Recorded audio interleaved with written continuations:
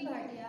आज हम कक्षा 9 का काव्य 4 कर्ण का जीवन दर्शन, जिनका रामधारी सिंह दिनकर जी ने लिखा हुआ है, यहाँ पर कर्ण ने कृष्ण के साथ जो वार्तालाप किया है वो प्रसंग को बताया गया है। और यहाँ पर सबसे पहले हम रामधारी सिंह दिनकर के बारे में समझेंगे, उसके बाद हम काव्य का लाइन टू लाइन और वर्ड टू वर्ड एक्सप्लेनेशन देखेंगे। आपको इस रिगार्डिंग अगर कोई भी क्वेरी हो या कुछ भी हो प्रॉब्लम, तो आप मुझे लाइव सेशन में पूछ सकते हैं। जो लाइन आपको समझ में नहीं आती उसके बारे में भी आप पूछ सकते हैं। वर्कशीट की पीडीएफ फाइल बनाकर मैं आपको भेज दूंगी। Thank you. हिंदी के सुप्रसिद्ध कवि रामधारी सिंह दिनकर का जन्म बिहार के मुंगेर जिले के सिमरिया नामक गांव के एक किसान परिवार में हुआ था। उन्होंने प्रारंभिक शिक्षा मुंगेर तथा उच्च शिक्षा पटना में प्राप्त की। पटना विश्वविद्यालय से स्नातक की उपाधि प्राप्त करके कुछ समय तक अध्यापन कार्य किया। स्नातक होना यानी कि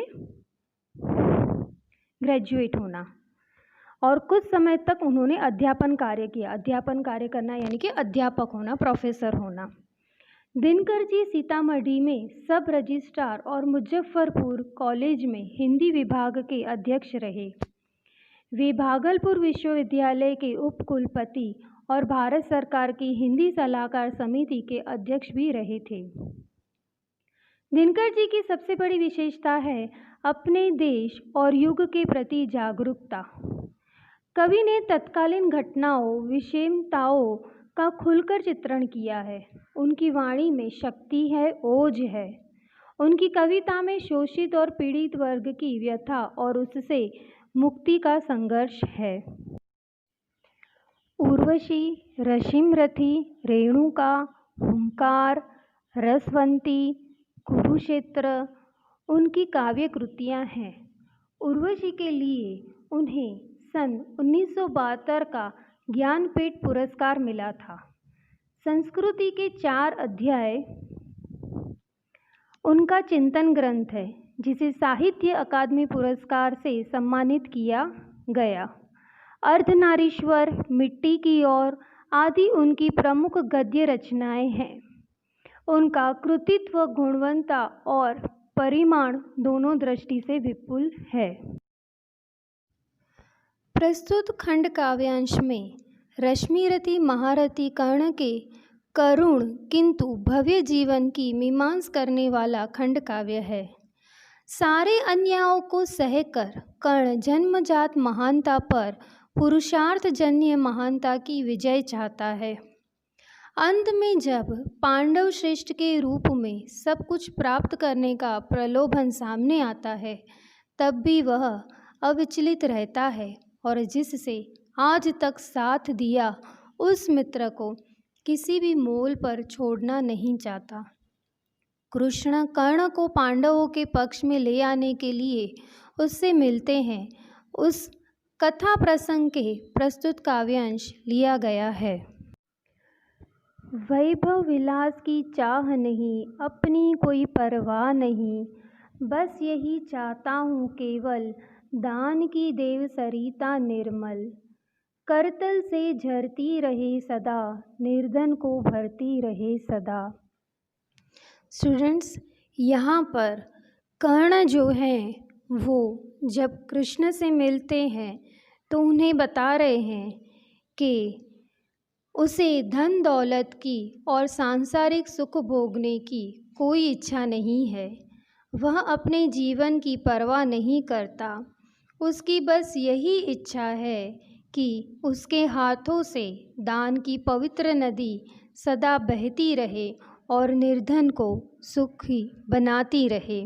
यहाँ पर करतल का मतलब होता है हमारी हथेलियाँ, जिनसे वो निर्धन को भरती रहे, यानी कि जो निर्धन है उनको हमेशा दान से वो भरती रहे, ऐसी उनकी कर्ण की इच्छा है।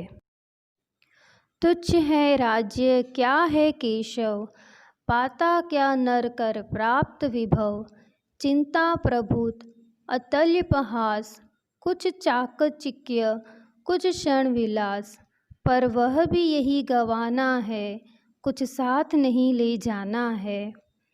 यहाँ पर बता रहे हैं कर्ण श्री कृष्ण को, हे केशव, जिस राज्य का आप मुझे प्रलोभन दे रहे हैं वह तो बहुत तुच्छ वस्तु है। वैभव पाकर मनुष्य को क्या मिलता है? वैभव पाकर उसे ढेर सारी चिंताएं और नाम मात्र की हंसी खुशी मिलती है। थोड़ी बहुत चमक दमक और थोड़े समय के लिए सुखों को मिल जाना, पर ये सारी चीज़ें उसे यहीं छोड़ देनी पड़ती है और खाली हाथ ही यहाँ से जाना पड़ता है। यहाँ पर कर्ण ये बता रहे हैं कि ये सब राजपाट, ये सब मिलना वो कुछ समय के लिए ही है। हम यहाँ पर जो भी कुछ हासिल करते हैं हमारे जीवन में, आखिर में मृत्यु के बाद हमें वो सब यहीं पर ही छोड़कर जाना है। तो ऐसे सब के लिए क्या लोभ करना, ये कर्ण है जो केशव को बता रहे हैं। मुझसे मनुष्य जो होते हैं कंचन का भार न ढोते हैं। पाते हैं धन बिखराने को, लाते हैं रतन लुटाने को। जग से न कभी कुछ लेते हैं, दान ही हृदय का देते हैं। अब इनका मतलब है, कर्ण श्री कृष्ण से कहते हैं कि हे कृष्ण, उसके जैसे मनुष्य सोने का भार नहीं ढोते, सुख वैभव का जीवन नहीं बिताते। वे लोगों में बांटने के लिए ही धन की प्राप्ति करते हैं। उनकी बहुमूल्य वस्तुएं लोगों में बांट देने के लिए ही होती हैं। वे संसार से कभी कुछ नहीं लेते, अपने हृदय का दान ही करते हैं और दुखियों पर दया करते हैं। प्रासादों के कनकाभ शिखर होते, कबूतरों के ही घर। महलों में गरुड़ न होता है, कंचन पर कभी न सोता है। बसता वह कहीं पहाड़ों में, शैलों की फटी दरारों में। यहाँ पर कर्ण फिर से कृष्ण को कह रहे हैं कि सोने जैसी चमक दमक वाले राजमहलों की चोटियाँ कबूतरों के घर नहीं, कबूतरों के घर बनती हैं। गरुड़ पक्षी कभी महल में नहीं होता, वह स्वर्णिम बिछोने पर नहीं सोता। स्वर्णिम का मतलब सोने का बिछोना, यानी कि सोने का आसन। उसका निवास तो पहाड़ों में ही होता है। पहाड़ों की फटी दरारों ही उसका घर बनती हैं। होकर समृद्धि सुख के अधीन, मानव होता नित तपक्षीण। सत्ता किरीट मणिमय आसन, करते मनुष्य का तेज हरण। नर विभव हेतु ललचाता है, पर वही मनुज को खाता है। कर्ण कहते हैं, धन दौलत के सुख का गुलाम बनकर मनुष्य अपना तप तेज खो देता है। राजपद, मुकुट और मणियों से जड़े हुए सिंहासन पर मनुष्य के तेज को हर लेते हैं, उसे प्रभावहीन बना देते हैं। मनुष्य धन संपत्ति पाने के लिए ललचाता है, पर यही धन संपत्ति उसे नष्ट कर देती है। चांदनी पुष्प छाया में पल, नर गले बने सुमधुर कोमल। पर अमृत क्लेश का पिए बिना, आतप अंधड़ में जिए बिना।